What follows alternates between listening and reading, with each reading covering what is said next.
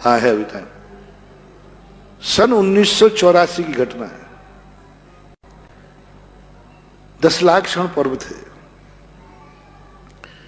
आचार्य श्री को पेचिस आ गई। पेचिस जानते, पेट में दर्द हो जाता तो पेचिस, बार बार शौच जाना पड़ता है। 10 लाख क्षण पर्व चल रहा है। चौथा दिन था। उत्तम मारदव आर्जव शौच, चौथा दिन था। 2-2:30 बजे से प्रवचन होते थे और बस 2:15 बजे आचार्य श्री तो सोचा कि चलो मेरी स्वास्थ्य ठीक हो जाएगा, चला जाओ। अब 2:15 बजे सब लोग आए महाराज जी प्रवचन को। अब महाराज जी को बार बार शौच के लिए जाना तो कैसे जाए, तो उनके ध्यान में मेरे ही नाम आया। बोलो सुधा सागर को बुलाओ। अब मैं तो वहीं था ही। देखो तुम्हें मालूम मेरे लिए थोड़ा तबीयत ठीक नहीं है, बार बार शुद्धि को जाना पड़ रहा है शौच को। हाँ मैंने कि जाना पड़ रहा है। पहले उन्होंने मेरे से कहलवाया तो तुम मालूम मैं बार बार हर 10-15 मिनट में उसको जा रहा हूँ।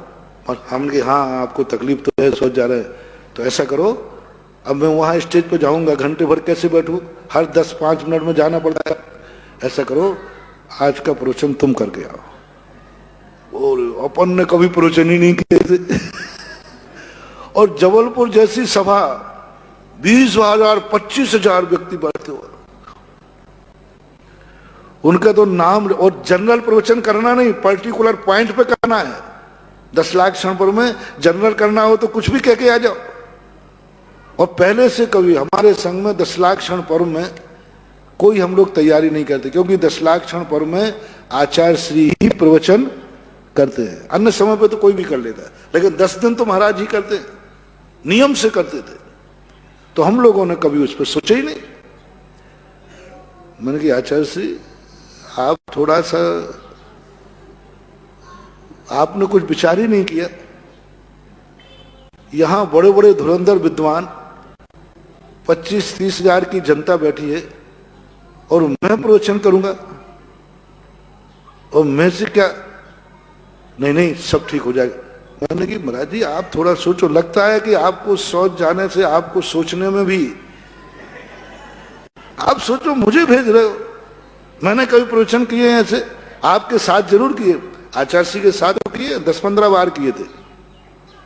आचार्य श्री करते थे, मैं भी 15-20 मिनट आध घंटे बोलता था। तो मैंने आपके साथ प्रवचन किए हैं, वो इसलिए कर देते थे कि मेरे से बिगड़ जाएगी, आप संभाल लोगे। और आपके बैठे हुए मेरी बात को ज्यादा लोग गौर नहीं करते, सब आपको सुनने को बैठे रहते हैं। हमारी बात वो तो हमारी प्रवचन में लोग इसलिए बैठे रहते हैं कि हमारे बाद आपका होना है, इसलिए बैठे, नहीं तो ये सब भाग जाएंगे। मेरे प्रवचन शुरू होते ये सब भागेंगे।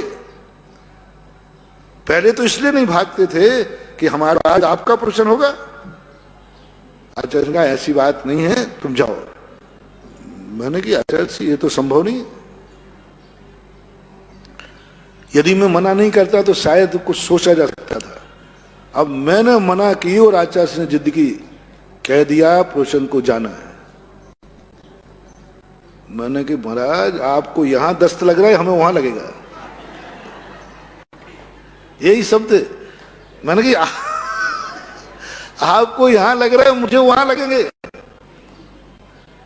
ऐसी गलती मत करो महाराज जी, बहुत हंसी उड़ेगी और आपकी हंसी उड़ेगी बहुत, मेरे से बनेगा नहीं। वो पर्टिकुलर विषय पर देना, उत्तम शौच धर्म पर। अब आचार्य श्री तो मैंने कहा ना कि ऐसे जिद्दी उस दिन लगे, ये बिल्कुल अब मैं कह ही नहीं रहा हूं, जो अंदर की बात थी वो तो है ही। फिर मैंने कहा कि ठीक है आचार्य श्री मैं चला जाऊंगा, लेकिन कम से कम 2 महाराजों को भेज दो, आधा आधा कर लेंगे, एक में एक और महाराज। वैसे हमेशा 2 को भेजते थे, कभी भी हो। जब आचार्य श्री नहीं जाते थे तो 2 लोगों को भेज देते थे। अब वो मैंने कह दिया ना कि 2 को भेज दो, नहीं 2 नहीं जाएंगे, एक ही अकेले जाओगे, तो अकेले ही प्रवचन करोगे। मैंने कि आज तो या तो हमारी कुंडली का ग्रह कौन सा, राहु केतु, और यहाँ पर आचार्य से हमारा कोई पूर्व जन्म का बैर है जो आज पूरे पंडाल में मेरी हंसी उड़ाने पर उतारू हैं। पर हमने कहा आचार्य से करना पड़ता। बोले क्या? बोले संघ का कोई भी साधु हमारा प्रवचन सुनने नहीं जाएगा, क्योंकि हमने कहा कि ये तो सब बुद्धू लोग हैं, कुछ भी सुना, इनको क्यों बैठा लूं। अब मैं कोई भी साधु प्रवचन सुनने नहीं जाएगा, मैं अकेले ही जाऊंगा। आचार्य सिंह तो आज नियम लिया था कि जो ये कहेगा अपन को, तो आचार्य के नहीं, पूरा संघ जाएगा। ब्रह्मचारी समय सागर वाले सबसे कह दो, सभी लोग आज प्रवचन सभा में बैठेंगे। और मैंने कही आज तो पक्की दुश्मनी बजाना है इनको। धन्य है। उस समय तो बड़ा बुरा लगा, बहुत बुरा लगा। ऐसे लगे कि आचार्य श्री वो कातंत्र रूपमाला में आया ना, गुरु शत्रुवत। गुरु आदेश देते समय सत्य को शत्रु के समान लगता है, शास्त्र में आया है। आदेश देते समय आज्ञा शत्रुवत और आगम मित्रवत, ऐसा आगम में तू सूत्र लिखा। तो मैंने पढ़ा ही था तो थोड़ी देर मैंने कि आज सही में गुरु नहीं, ये तो हमारे शत्रु बन करके।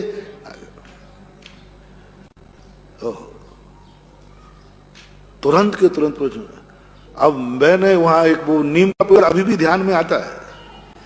मैंने तो सब जनता को तो देखना बंद किया, बस नीम के पेड़ पर दृष्टि टिकाई और बोलता गया बोलता गया बोलता गया।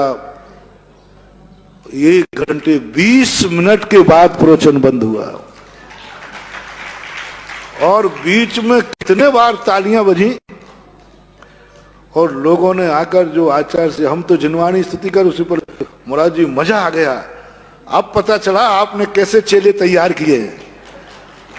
वहां पहले ही से लोग पहुंच गए, कुछ ब्रह्मचारी थे। महाराज जी गजब का प्रवचन हुआ। और मैं पहुंचा तो आचार्य जी ने तुरंत इतने जोर से पीछी मारी। बोले कह रहा था 10 लग जाएंगे, मैं ये सोच रहा हूं कब बंद करे। और पूरा प्रवचन आचार्य जी ने सुना, ऊपर छत पे बैठ करके पूरा सुना। अब मैं तो खुद फिर आचार्य जी ने ऐसा लेप लगाया, वो जले पे बरनाल लगाते ना, बरनाल। पर आचार्य ने कहा देखो तुम्हें पहले में बुरा लग रहा था ना, मैंने समझ लिया था आज इसका विल पावर डाउन हो गया तो ये जिंदगी में कभी भी प्रवचन नहीं दे पाएगा। और आज मैंने कहा, और मुझे भी तेरे ऊपर दया आ रही थी तो मैं 2 को भेज सकता था, क्या बुराई थी। और नहीं भेजता, दूसरे को भेज देता।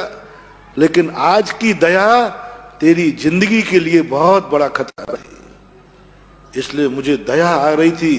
फिर भी मैं इतना कठोर हुआ कि तेरी किसी बात को मैंने नहीं माना। जा, अब तेरी जिंदगी में कभी घड़ी देखने की जरूरत नहीं पड़ेगी और सभा देखने की जरूरत नहीं पड़ेगी।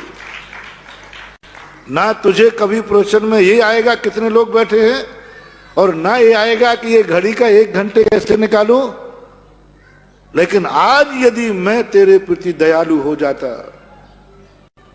तो बस तेरा साहस एक बहुत बड़ी चीज थी। मैंने कितना कठोर हुआ हूं, और आज मुझे बार बार जब भी घड़ी का समय हो जाता है और प्रवचन अभी बाकी रहता है तो मुझे बार बार गुरु जी याद आते हैं कि धन्य है गुरु जो आज तुमने बार बार होता है। 50 बार ऐसा होता है कि जब घड़ी समय हो जाता ना, और अभी प्रवचन प्रवचन होता है कई बार ऐसा, प्रवचन बाकी है, अभी कथा पूरी हुई नहीं और घड़ी का समय पूरा हो गया, तो तुरंत मुझे गुरुजी याद आते हैं।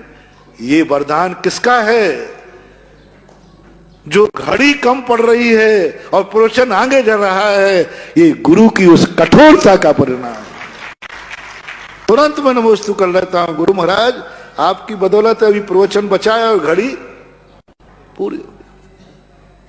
और वो परिणाम है, मैं देखो मैंने पहले से क्यों कहा आप लोगों से, 2 घंटे पहले भी कह सकता था। स्वास्थ्य तो मेरा पहले ही से खराब हो रहा था, सुबह से ही, सुबह कह सकता था, लेकिन मैंने इसलिए नहीं कहा। सुबह से कहता तो आप नकल टीप लेते, यानी तैयारी कर लेते, गीतांग्रंथों से पढ़ लेते, कथा इकट्ठी कर लेते, तो तैयार करके प्रवचन देते। इसलिए मैंने चलाकर एंड टाइम पर कहा, जिससे तुम कुछ किताब ना देख पाओ, किताब ना देख पाओ, किसी से पूछ ना पाओ, सोच भी ना पाओ। बोले ये मेरी पूरी प्लानिंग से किया है मैंने, क्योंकि ऐसे समय होगा जिसमें तुम्हें सोचने का भी मौका नहीं मिलेगा।